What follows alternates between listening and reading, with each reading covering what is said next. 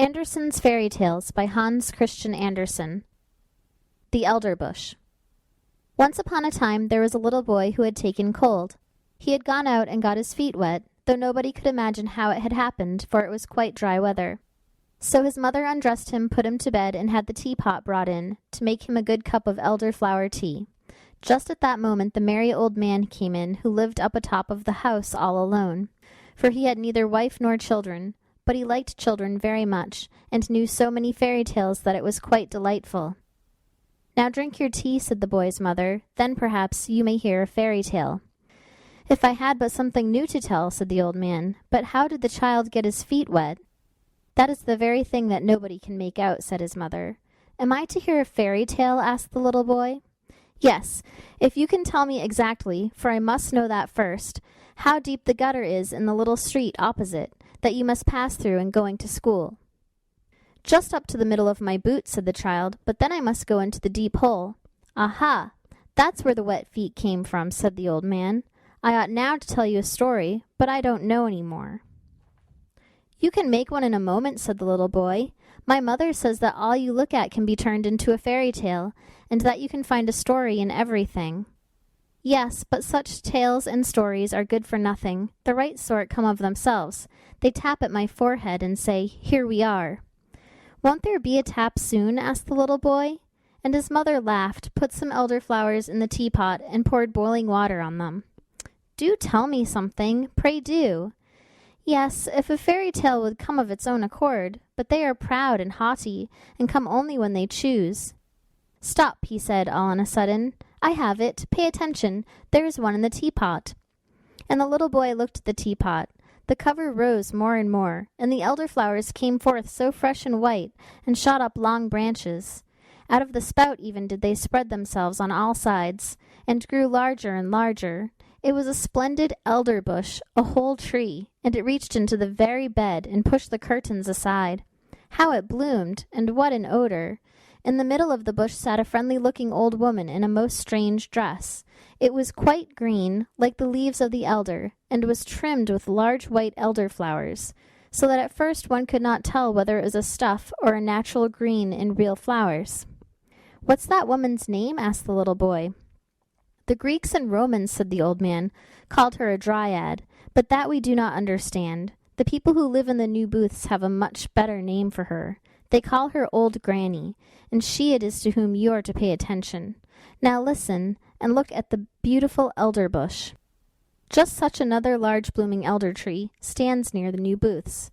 It grew there in the corner of a little miserable courtyard, and under it sat, of an afternoon, in the most splendid sunshine, two old people, an old seaman and his old wife. They had great-grandchildren, and were soon to celebrate the 50th anniversary of their marriage, but they could not exactly recollect the date, and Old Granny sat in the tree, and looked as pleased as now. "I know the date," said she, but those below her did not hear her, for they were talking about old times. "Yes, can't you remember when we were very little," said the old seaman, "and ran and played about? It was the very same courtyard where we now are, and we stuck slips in the ground and made a garden." "I remember it well," said the old woman. "I remember it quite well. We watered the slips, and one of them was an elderbush. It took root, put forth green shoots, and grew up to be the large tree under which we old folks are now sitting." "To be sure," said he, "and there in the corner stood a water pail where I used to swim my boats." "True, but first we went to school to learn somewhat," said she, "and then we were confirmed. We both cried, but in the afternoon we went up the round tower and looked down on Copenhagen and far, far away over the water. Then we went to Friedrichsburg, where the king and the queen were sailing about in their splendid barges. But I had a different sort of sailing to that later, and that too for many a year, a long way off on great voyages." "Yes, many a time I have wept for your sake," said she. "I thought you were dead and gone, and lying in the deep waters. Many a night have I got up to see if the wind had not changed, and changed it had, sure enough. But you never came. I remember so well one day when the rain was pouring down in torrents. The scavengers were before the house where I was in service, and I had come up with the dust and remained standing at the door. It was dreadful weather, when just as I was there the postman came and gave me a letter. It was from you. What a tour that letter had made! I opened it instantly and read. I laughed and wept. I was so happy. In it I read that you were in a warm lands, where the coffee tree grows. What a blessed land that must be! You related so much, and I saw it all the while the rain was pouring down, and I standing there with the dust-box. At the same moment came someone who embraced me. Yes, but you gave him a good box on his ear that made it tingle. But I did not know it was you. You arrived as soon as your letter, and you were so handsome, that you still are, and had a long yellow silk handkerchief round your neck, and a brand new hat on. Oh, you were so dashing. Good heavens! What weather it was, and what a state the street was in. And then we married, said he. Don't you remember? And then we had our first little boy, and then Mary, and Nicholas, and Peter, and Christian. Yes, and how they all grew up to be honest people, and were beloved by everybody. And their children also have children, said the old sailor. Yes, those are our grandchildren, full of strength and vigor. It was, methinks, about this season that we had our wedding.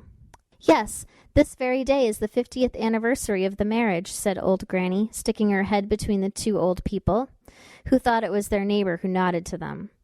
They looked at each other and held one another by the hand. Soon after came their children, and their grandchildren, for they knew well enough that it was the day of the 50th anniversary, and had come with their gratulations that very morning. But the old people had forgotten it, although they were able to remember all that had happened many years ago. And the elderbush sent forth a strong odor in the sun, that it was just about to set, and shone right in the old people's faces. They both looked so rosy-cheeked, and the youngest of the grandchildren danced around them, and called out quite delighted that there was to be something very splendid that evening, that they were all to have hot potatoes, and old Nanny nodded in the bush, and shouted hurrah with the rest. But that is no fairy tale, said the little boy, who was listening to the story. The thing is, you must understand it, said the narrator. Let us ask old Nanny. That was no fairy tale, 'tis true, said old Nanny. But now it's coming. The most wonderful fairy tales grow out of that which is reality. Were that not the case, you know, my magnificent elderbush could not have grown out of the teapot. And then she took the little boy out of bed, laid him on her bosom, and the branches of the elder tree, full of flowers, closed around her. They sat in an aerial dwelling, and it flew with them through the air. Oh, it was wondrous beautiful. Old Nanny had grown all of a sudden a young and pretty maiden, but her robe was still the same green stuff with white flowers, which she had worn before.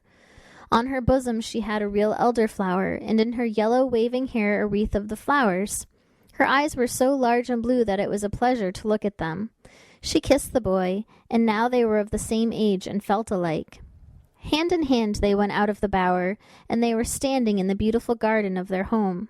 Near the green lawn Papa's walking stick was tied, and for the little ones it seemed to be endowed with life, for as soon as they got astride it, the round polished knob was turned into a magnificent neighing head, a long black mane fluttered in the breeze, and 4 slender yet strong legs shot out.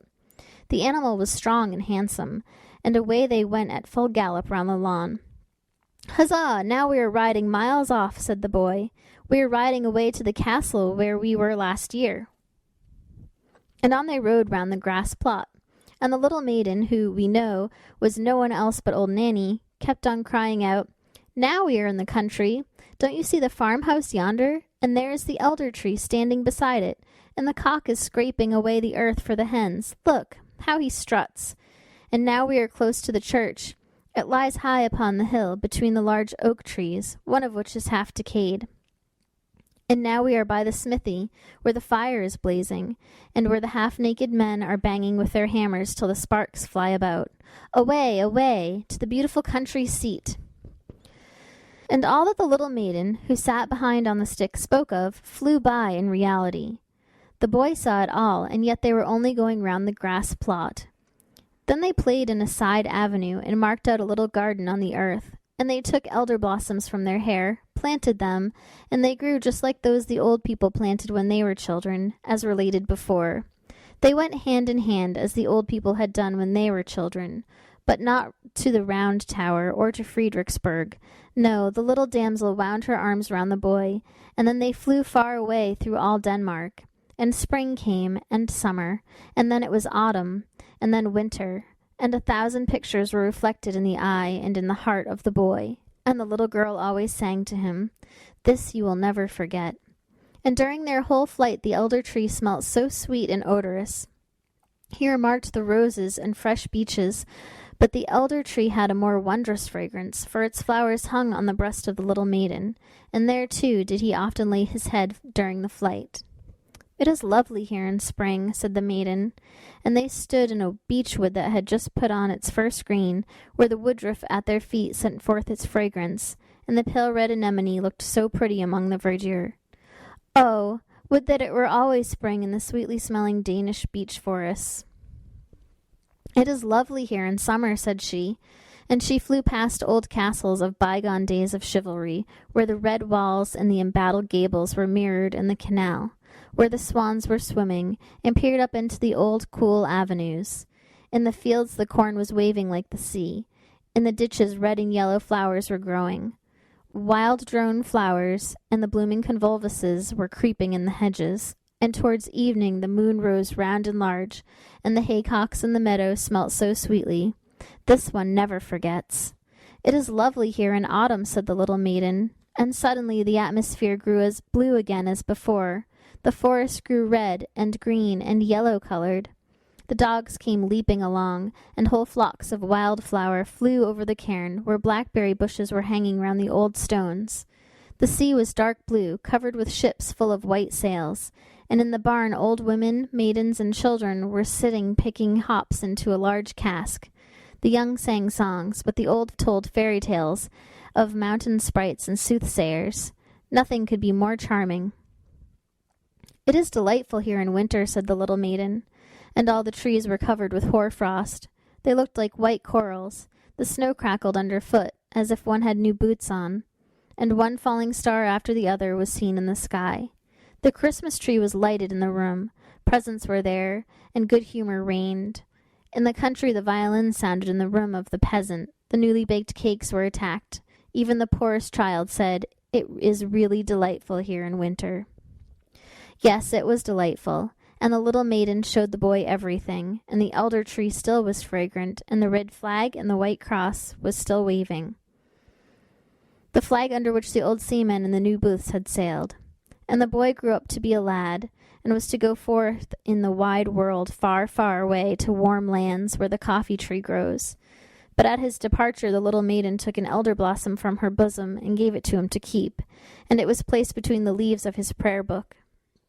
And when in foreign lands he opened the book, it was always at the place where the keepsake flower lay. And the more he looked at it, the fresher it became. He felt as if it were the fragrance of the Danish groves, and from among the leaves of the flowers he could distinctly see the little maiden peeping forth with her bright blue eyes. And then she whispered, "It is delightful here in spring, summer, autumn, and winter," and 100 visions glided before his mind.